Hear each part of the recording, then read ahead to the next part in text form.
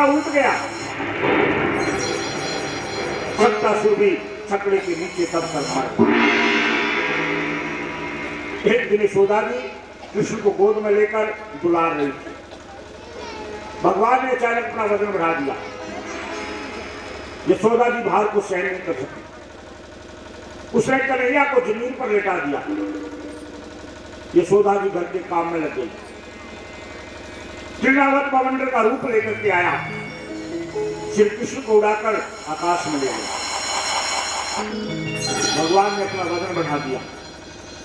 उन्होंने तृणावत को पकड़कर उसका उद्धार कर दिया। सुखदेव जी कहते परीक्षित, गर्गाचार्य जी यदुवंशियों के कुल पुरोहित थे। एक दिन वसुदेव जी के कहने पर गोकुल में पधारे। उन्हें देखकर नंद बाबा बहुत प्रसन्न हुए। नंद बाबा ने उनके चरणों में प्रणाम किया। नंद बाबा विनय पूर्वक गर्गाचार्य जी से बोले, आपकी क्या सेवा करें? आप जैसे विद्वान का हमारे घर पधारना हमारे लिए बड़े सौभाग्य की बात है। आपने ज्योतिष शास्त्र की रचना की है। कृपा करके आप मेरे बालकों का नामकरण संस्कार करें। नंद जी का आग्रह देखकर गर्गाचार्य जी बोले, मैं यदुवंशियों का आचार्य हूं। कंस के मन में शंका है कि देवकी का 8वां पुत्र गोकुल में है। यदि मैं अपने पुत्र का नामकरण करूंगा तो कंस की शंका सत्यता में बदल जाएगी। कल सोचेगा वसुदेव जी का कुल पुरोहित नंद के पुत्र का नामकरण क्यों कर रहा है। वो फिर किसी राक्षस को भेजेगा। मैं नहीं चाहता मेरे कारण आप पर कोई विपत्ति आए। परंतु नंद बाबा ने उनसे चुपचाप बिना किसी धूमधाम के नामकरण करने का आग्रह किया। तब चुपचाप गौशाला में नामकरण संस्कार संपन्न हुआ। गर्गाचार्य जी ने कहा, रोहिणी का पुत्र अपने उत्तम गुणों से अपने संबंधियों और मित्रों को आनंदित करेगा, इसलिए इसका नाम होगा राम। इसके बल की कोई सीमा नहीं होगी, इसलिए बलराम के नाम से प्रसिद्ध होगा।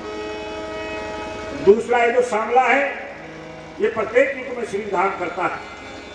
ये सबको अपनी ओर आकर्षित कर लेता है, इसलिए इसका नाम कृष्ण है। जो लोग अपने सांवले सलोने पुत्र से प्रेम करेंगे वे बड़े भाग्यशाली होंगे। हे नंद जी, संपत्ति, सौंदर्य, कीर्ति चाहे जिस दृष्टि से देखो, तुम्हारा ये बालक नारायण के समान है। तुम इसकी सावधानी पूर्वक रक्षा करना। गर्गाचार्य जी की बात सुनकर नंद बाबा बड़े प्रसन्न। उन्होंने गर्गाचार्य जी को बहुत दान दिया। शास्त्र का वचन है, शतम विहाय भोक्तव्यम श्रेष्ठम स्नानम आचरेत लक्षम विवाह दातव्यम कोटिम तत्वा हरि भजे। 100 काम छोड़कर भोजन करो, 1000 काम छोड़कर स्नान करो, 1,00,000 काम छोड़कर दान करो और करोड़ काम छोड़कर भगवान का भजन करो।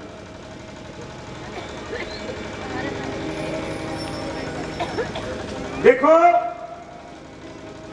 संतोष जो है वो सुख का द्वार है, ज्ञान मोक्ष का द्वार है और दान जो है वो स्वर्ग का द्वार है। तन पवित्र सेवा किए, धन पवित्र कर दान, मन पवित्र हरि भजन से त्रिविध हो कल्याण। चिड़ी चोंच भर ले गई, नदी न घटता नीर, दान दिए धन ना घटे, कहते दास कबीर। धन की 3 गति है, दान, भोग और नाश। इसलिए धन को धर्म में लगाना चाहिए। जो अपने धन को धर्म में नहीं लगाते उनका धन अग्नि में जलकर भस्म हो जाता है। राजा उनका धन छीन लेता है, चोर डाकू लूट कर ले जाते हैं।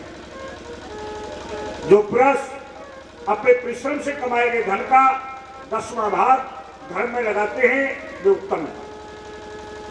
जब धन धर्म के कार्यों में लग जाता है तो धर्म जो है शेष धन की रक्षा करता है।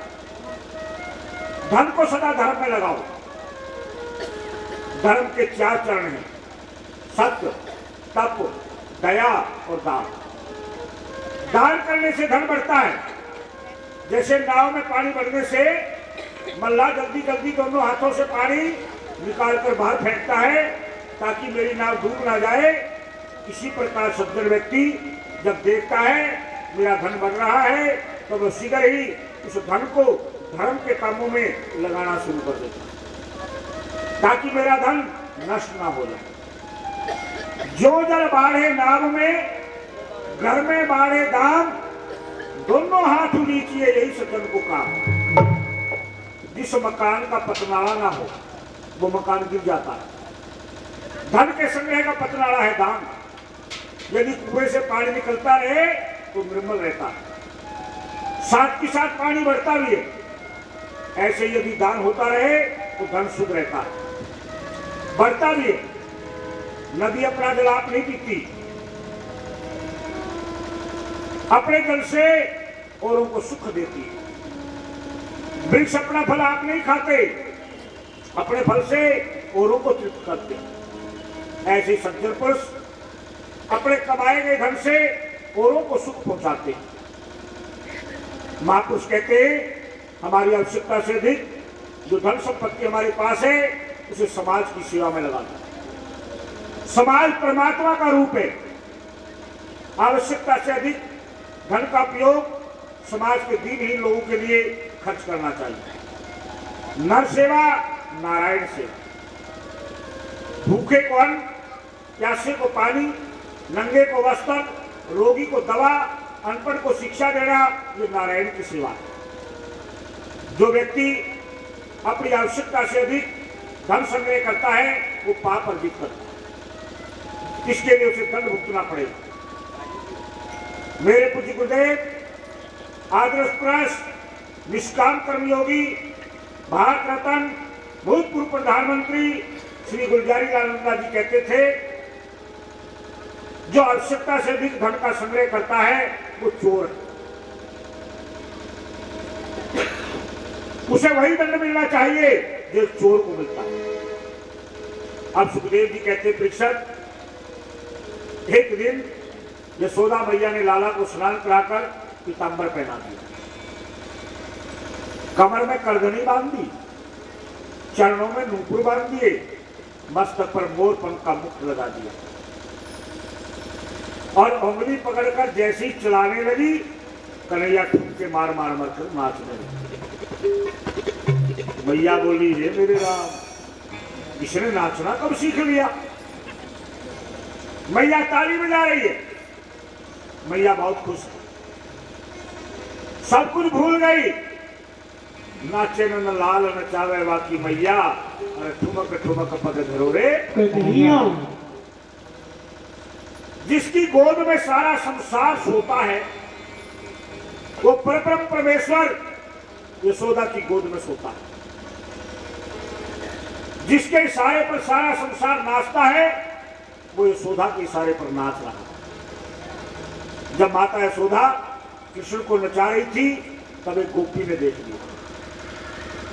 उस गोपी का नाम था श्रुति रूपा। तब उस गोपी का मन भी चूर नाचने लगा। वह दौड़ी दौड़ी अन्य गोपियों के पास आई। गोपियां बोली क्या बात है, आज बड़ी प्रसन्न है। तो गोपियों में गोपी का नाम था श्रुति रूपा। वो बोली श्रृणु सखी कौतुकम एकम नंद विकेतांगणे में अदिष्टम ये धूली दूसरी तंग नृतति वेदांत सिद्धांता। हे सखियों सुनो, मैंने आज एक विचित्र दृश्य देखा।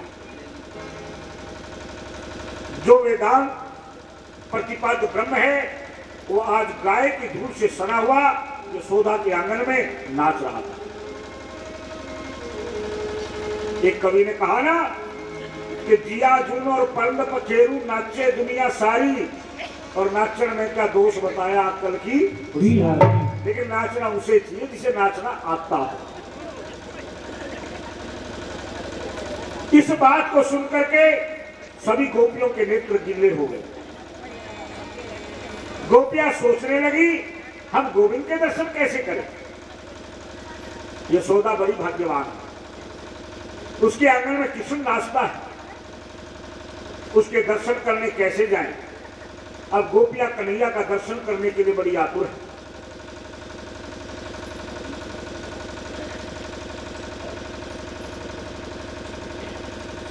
कन्हैया अब 3 वर्ष के हो गए। गोपियों की सास गोपियों को कहीं नहीं जाने देती। गोपियां सोचती हैं क्या करें, कैसे करें। तभी उन्हें एक युक्ति सूझ गई, क्योंकि युक्ति से मुक्ति होती है। गोपियों की युक्ति थी उलाहने की युक्ति। सास सवेरे सवेरे शिव मंदिर में जल चढ़ाने गई। घर में जितनी नई नई मटकियां थी बहुओं ने सब फोड़ दी। सास आई, बहू ये मटकी कैसे फूटी?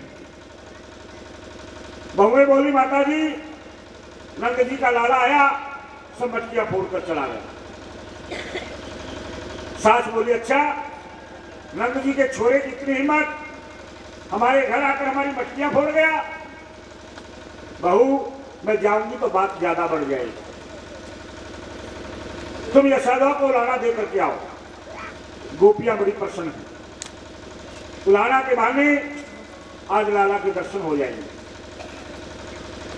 सैकड़ों गोपियां नंद बाबा के घर पहुंच गई। यशोदा सोचने लगी, ये सारी बहुएं आज क्यों आई? मैया बोली, आओ आओ बैठो, आज क्या बात? गोपियां बोली, मैया लाला कहां है? मैया बोली, क्या बात, क्या किया मेरे लाला ने? यहीं से भगवान श्री कृष्ण की बाल लीलाएं प्रारंभ होती।